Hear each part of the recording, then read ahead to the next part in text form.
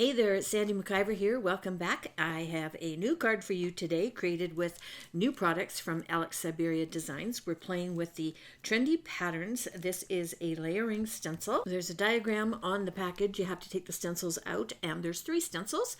So we will be doing that as our background in 3 different colors. We're going to use the Chic Rose layering die set, and we're going to use the large dies to create our rose and our leaves, and then the smile sentiment. I'm going to be using the Waffle Flower Grip Mat. I love this thing, especially for stenciling. I've laid down a piece of white hammer mill 4 1/4 by 5 1/2, and that's going to end up being my card front. I'm starting with the first stencil, which has kind of the diamonds on it. There is a marking on the stencils in the top left-hand corner telling you stencil 1, stencil 2, stencil 3, and you see me push down the side of the stencil. That holds it to the grip mat and means that I don't have to use any tape to hold any of this down. It's all being held by the mat, which is really awesome. I got 3 inks today. They're positively saturated from Simon Says Stamps. Seafoam, which I'm starting with, and then the darker blue is Ocean, and the pink is Sweets. So I'm using a large blending brush, and I am adding the ink, going in both directions to make sure I get all the little nooks and crannies, and just trying to keep as even as possible while I disperse the ink through the stencil. And the other thing I like about this mat is once you get this side done, you can flip it around and go the other way if you want. I hate having to reach all the way to the end of stuff sometimes, even when you're trying to line things up or watch things. It's much easier to turn it around so it's right underneath your eyes and it's easier to see. And then that way you can see if you missed any of the corners in the stencil as well. Just a tip there. Okay, so we're just about finished this light blue. Again, this was Seafoam. I'm peeling off that stencil, and I'm going to put the second one on. And this is the larger of the squares, stencil number 2. And I had it the wrong way around. It doesn't have the little corner marks for 4 1/4 by 5 1/2, but if you look through the stencil at what you've already stenciled, it's pretty easy to line it up. Okay, so I start with a small brush, and it was working okay, but it was a little time consuming. So I'm going to flip over. You can use the larger brush again for this, and you can get a lot more area covered. Okay, and I have this sped off, obviously. Just getting through, getting all of the dark blue squares done. Well, I guess in this case they're diamonds because they're on tip. Okay. And when you get down to the end, you kind of run out of room for your fingers. So there you go. I'm using a piece of cardstock to keep my fingers clean, and I flipped it so that I could use the other end. And of course, I'm standing almost right over this for the video. Okay, so that's done. We're peeling that off. Those are our 2 colors, very pretty together. Now we're going to add a hot pink. We're going bright and wild today. Okay, so again, pretty easy to line these up. Kind of look at the white spots and then press the stencil down so that the grip mat holds it in place for you. And this time I am going to use a small brush because these are the little tiny diamonds. And again, go in both directions so that you get all the little corners. And I kind of used 1 dab out of the ink pad for each diamond to make sure I had good saturation. And that kind of finishes up our background. There's nothing more to do to that other than to add it to a card base, which we will do in a little while. I'm going to set that aside, and we're going to work on a different part of the card. Next step, we're going to die cut our flower, and we're going to use the large rose at the top of the package of the Chic Roses. And as you can see, I have them all taped down. Starting with purple and moving to pinks for the flowers, and then a light and a kind of dark blue teal green. And here they are all cut out, and I'm going to just use our 2 blue ink pads and add a little bit of ink around the edge just to add a little bit of depth to them. So I'm using the Seafoam ink on the light leaves and then the Ocean on the darker ones. And these are all basil cardstock. I really like the colors, and they went well with the background. Okay, so just flipping through, adding a little bit onto the edges. And I'm not going to do the flowers because the flowers have got a cut-in detail in the edges of them anyway. So they've got some added interest. So no need to add more. Okay, we're going to put our card together. I've got a 4 1/4 by 11 score at 5.5 card base done in white hammer mill. I'm adding some tape to that card front that we stenciled, and I'm going to add that to the front of the card. I like to use the corner of my score buddy. That keeps everything nice and even. And then if you have a little overhang, that often happens when you do this, snip it off with a nice long pair of scissors. And I do one layer at a time. I find it easier and you get a nicer cut. So then close the card completely and do the second cut. Okay, so that puts that out of the way. Next, we're going to work on the sentiment. And this is called the Large Smile. And I cut it 3 times, twice in white and once in gold. And I am going to glue them all together. So I'm using the Barely Art Glue with a nice fine tip. And stacking these together like this makes them nice and sturdy.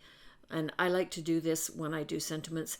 That way they don't bend so much if they're going over lumper areas on the front of your card as well, which we will be doing in this case. The L and the E actually overlap the leaves on the right-hand side. So glue the top of one piece and then lay the next one over. And that gives you a couple of seconds before the glue sets to move it around and get it nice and straight. Add the glue again to the top of this one. And then we're going to add the gold one over top. So then we need to do the little dot for the top of the eye. And I'm just straightening this out, making sure that everything's nice and flat. Okay, so I've got my 2 little white pieces. I was wondering where my gold one went. It got stuck on my magic mat.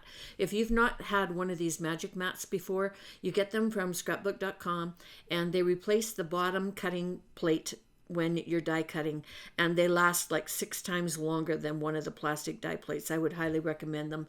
The other thing that is a good thing for small pieces of die cut is this Simon Says Stamps Place and Score Embellishment Wand. It has wax on that end that I'm using, and it's really easy to pick up little tiny pieces of paper when you're working on gluing die cuts together. Okay, so on to the flower. We have four pieces and then some little cutouts. And these little cutouts are kind of an overlay onto that last little piece. So you're just going to look at the little squiggle lines that have been embossed in that piece, and it will show you where to add these little squigglies to them. And I've done them in light pink. Okay. And I am just lining up the next one. Okay, and you're just going to work your way around all 4 of those little guys, adding the glue and then adding the little piece. Okay, that's the 3rd one, and then the 4th one goes right smack in the middle.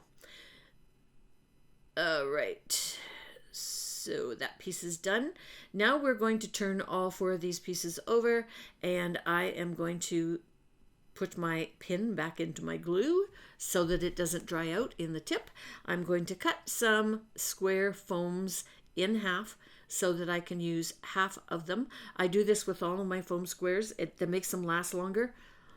I'm cheap, thrifty, whatever you want to call it. And I'm putting 3 on the back of each of the pieces, just 2 on that last one. And then I'm also going to put them on each of the leaves as well, because I want everything popped up so that it's not laying flat on that pretty stenciled background that we created. Adding a little bit of depth of field just, I don't know, adds to it. Okay, so I think I got most of my pieces. Then you're going to remove the protective covers from the back of your little foams, and you're going to start stacking your flower.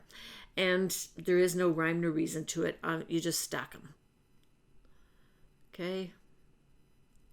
And you could do them in 5 different colors if you wanted to. Those middle 2 I did in the same color pink because I ran out of the different shades from going from light to dark. Okay, so then the final step is gluing this to the card, and it goes kind of center up a little bit from the center. And now I'm just auditioning where my darker leaves are going to go. And whoop, adding that. Yep, I like that there. Okay, so that's going to be glued down. And then I'm going to put this dark green one over top.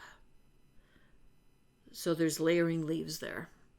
Going to do the same thing with the other side, but in the reverse. I'm going to put the green leaves down first, and then the lighter leaf is going to be a bit of an overlay on the one leaf on the left-hand side. Just tucking it under there. All right, we're ready to add the sentiment. So tweezers are an awesome deal right here. And these are reverse tweezers, so I don't have to hold them closed. You actually have to squeeze them to open them. But I like using them when I'm doing this gluing because it keeps the glue off my fingers.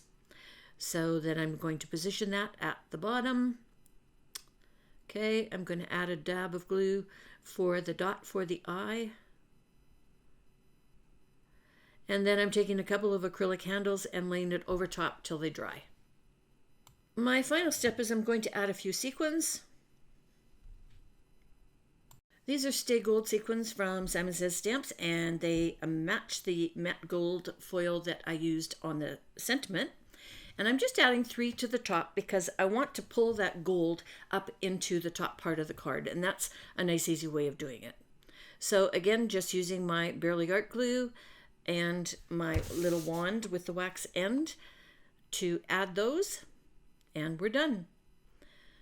Pretty card. No coloring, just die cutting, and a little bit of stenciling. The edge of each of the flower panels has a little cutout in it, so you can pull them up for a ruffled edge if you want to, for each of the layers. I just did the top one. And that's it. Everything I used today is listed underneath this video in the comments. I hope you enjoyed it. If you did, please consider leaving us a thumbs up. And until next time, toodles!